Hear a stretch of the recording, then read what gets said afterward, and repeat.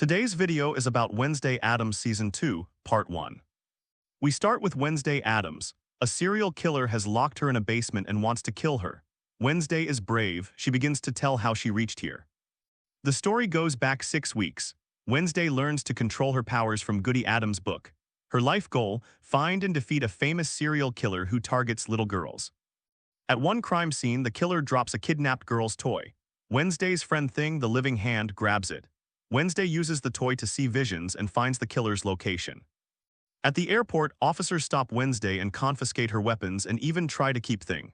Wednesday calls Thing a makeup prop and leaves, angry. Wednesday reaches the killer's house to shock him, but he catches her. She gets strong visions and black tears flow from her eyes. She faints and the killer captures her. In the basement, the killer shows a doll that looks like Wednesday. He makes a doll of each victim before killing. Wednesday says, "My hand is also special." Thing attacks from hiding, beats the killer, and frees Wednesday. Wednesday tells Thing, "Don't tell anyone about my black tears." She takes revenge and escapes. Soon we see killer captured posters everywhere, but Goody's book has no answer about the black tears.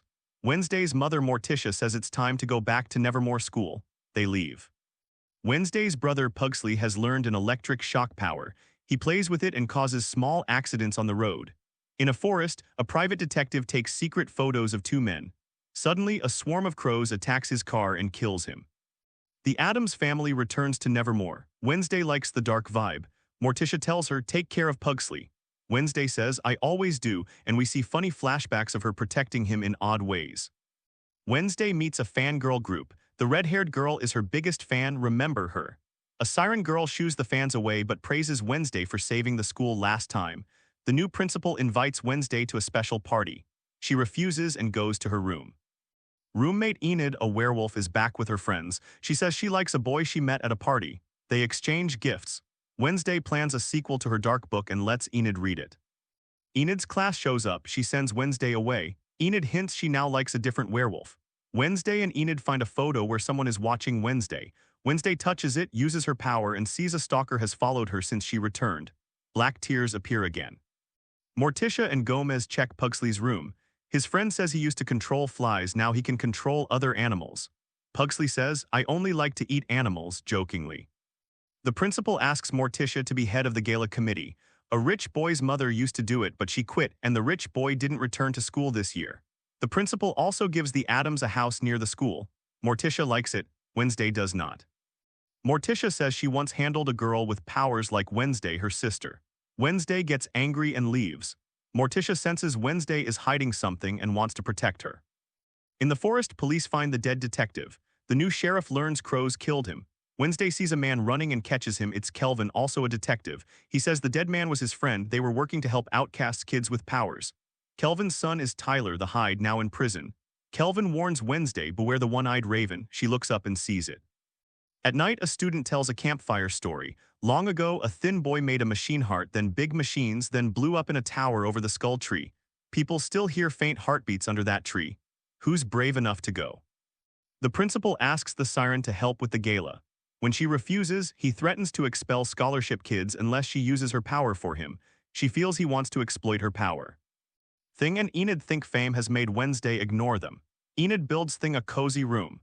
Wednesday plays guitar. The music teacher visits, praises her, and says she came because she heard Wednesday saved the school. At the party, students build a phoenix from sticks. The principal tries to win Morticia's support for the gala. Enid gives Wednesday a letter and a painting from the rich boy, a raven image Wednesday saw in a vision. Another letter from the stalker says her novel will be burned in the phoenix fire. Wednesday rushes through tree tunnels, finds her novel, and steps out into the party crowd. The principal welcomes her and shows a painting of the school heroes, Wednesday smiling in it, which she hates. She shouts, "We will destroy every enemy who comes." Students cheer. Then she snaps, "Bootlickers are also enemies. Don't come near me, I'm no hero." She burns the painting and storms out. Enid gets angry. At the skull tree, Pugsley hears the machine heart and shocks the ground by mistake. A zombie man rises from the earth. Pugsley is weirdly happy. Enid touches Wednesday. Wednesday sees a vision of Enid's grave and Enid blaming Wednesday for her death. Wednesday faints, wakes with Morticia. Morticia explains, "Wednesday's powers are out of control, that's why the black tears. Same happened to her sister." Morticia asks for Goody's book. Wednesday refuses and leaves. Wednesday connects the clues. Kelvin warned about crows, the rich boy's raven painting, Enid's vision had crows. She goes to Kelvin's house. He's dead, likely by crows. She tries to see visions from him but fails. Sheriff arrests her. Wednesday says maybe Tyler killed his father. Sheriff says Tyler is in a high-security prison. He cannot escape. Gomez rescues Wednesday from the station. Pugsley hides the zombie in his friend's bee house. The zombie really has a machine heart. They feed him, laugh when he acts strange. Wednesday tells things she saw Enid dead in her vision. They enter the room and find Enid's dead body. Wednesday is shocked, then learns it's a prank day joke. Enid is alive. Someone leaves Kelvin's eyes as a clue. Wednesday still can't get visions. Maybe the stalker and real killer did this. Enid gets scared because people die wherever Wednesday goes. Wednesday tells her to move rooms. Enid refuses. I'm a werewolf. I'm not scared. Students do pranks. The professor with only a head and the principal dislike it. Wednesday asks any student who can control birds. Professor says no such student for years. The zombie breaks his chain and escapes. Morticia asks Thing for Goody's book. Thing refuses. You treat me like a servant. Morticia says he's family, but Thing storms off. Wednesday drives to the outcast prison. Manager Jody says a doctor handles Tyler. The doctor says she keeps Tyler away from his master to weaken him. Wednesday meets Tyler. He mocks her. A guard shocks him. She tells him Kelvin is dead. Does he know anything? Tyler denies it and threatens Enid if he ever gets free. Wednesday laughs at his fear. He tries to turn Hyde. Guards shock him again. Later, someone kidnaps Enid and her friend. Thing is also caught for a while. The principal orders the siren to make Morticia ask her mother for funds. The siren refuses and tries to compel him with her voice. No effect. He says he has a special item that blocks siren powers. Wednesday frees Thing. The stalker calls. You have 30 minutes or Enid dies. A letter puzzle arrives.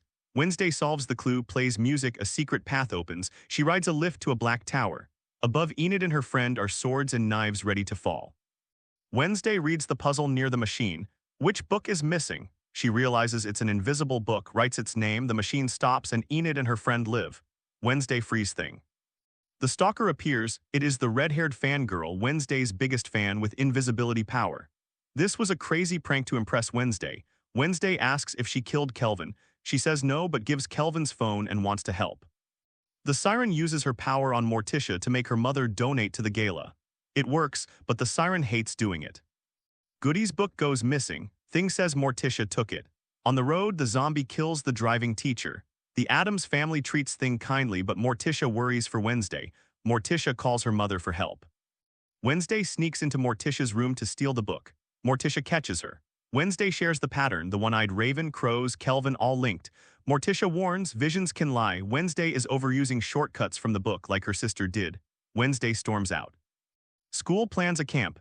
Kelvin's phone shows photos of his friend's house far from school. Thing says the camp is close to that area. Wednesday agrees to join. Enid is happy. At camp, Wednesday and Pugsley meet their parents. They're not happy. Pugsley even brings the zombie in a coffin. His friend is scared. Another school arrives with their team head. The principal and the other head both want the camp spot. Wednesday rings a bell and proposes a game. Both schools keep an egg. 10 players each, 2 pairs guard each egg, 2 pairs steal the other school's egg, fire a flare, and place the stolen egg on the tower to win. The normal human team uses weapons and smoke bombs. One arrow knocks off a student's hat, snakes pop from his head, turning his friend to stone. The normals steal the outcast egg and fire a flare. Wednesday sends Enid after them, but the smoke hurts Enid. Pugsley's friend sends flies to attack the normals. Wednesday grabs back the egg, fires a flare. The outcasts cheer. On the hill, a normal boy climbs the tower. Wednesday shoots a rope arrow, swings over, kicks him out, and places the egg. Outcasts win and keep the camp. The principal calls Wednesday the night's MVP. She ignores him and leaves. The other team's head is angry and plans revenge at night. While kids enjoy campfire music, Wednesday sneaks to Kelvin's friend's house. She finds a secret board, many outcasts who died in Below Hall, the outcast prison. Their deaths look fake. One girl links all the cases. Wednesday needs Goody's book back. Wednesday challenges Morticia to a family duel to get the book. Blindfolded sword fight with fake machine hearts pinned to their clothes. Break the other's heart to win. At a tent, the rival team head falls, a rope snaps, and the zombie gets free, eats his brain. Firecrackers explode. Pugsley and his friend panic. Morticia wins the duel. Wednesday throws her sword. By accident, it pins the zombie behind Morticia, trapping him. Officers arrive and capture the zombie. Wednesday sees the killer with the raven watching from afar. At Below Hall, manager Jody tells the doctor they caught a zombie. A new prisoner arrives, Tyler's master. The doctor wants her help to fix Tyler. She agrees and calms him. He turns Hyde, attacks her, then she laughs it off and keeps working him. In a graveyard, Wednesday digs up bones of dead outcast kids. Her grandmother appears. Wednesday is happy. The raven watches. They check the bones, animal bones, not human. The deaths were faked. The raven steals the paper of names. Wednesday chases and also sees the killer running with it. She asks Grandma to buy the graveyard and investigate. Grandma agrees, also to annoy Morticia. Wednesday calls her uncle to infiltrate below hall and find the girl behind the cases. At a hotel, police arrest the siren's mother, no records.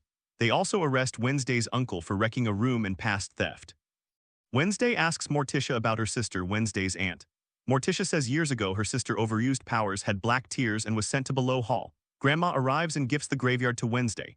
Morticia and her mother argue. Grandma says Wednesday is capable and Morticia should not block her path.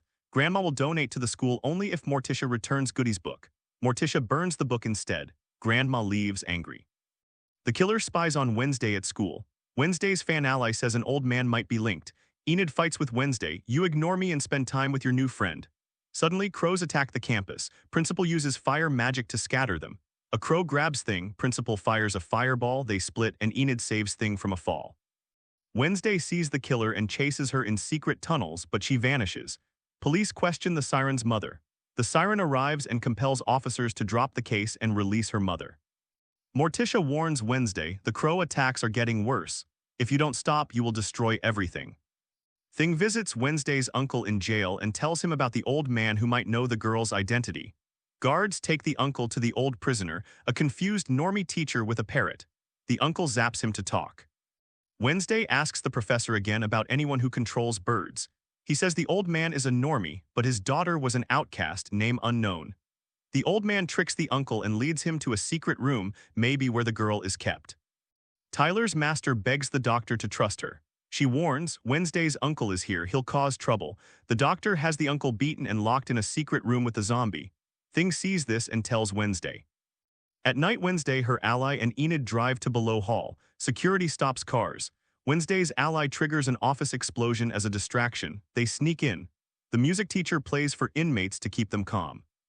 Wednesday frees her uncle. The zombie breaks his cuffs too. Guards move Tyler's master. The zombie kills guards. She tries to escape and runs into Wednesday.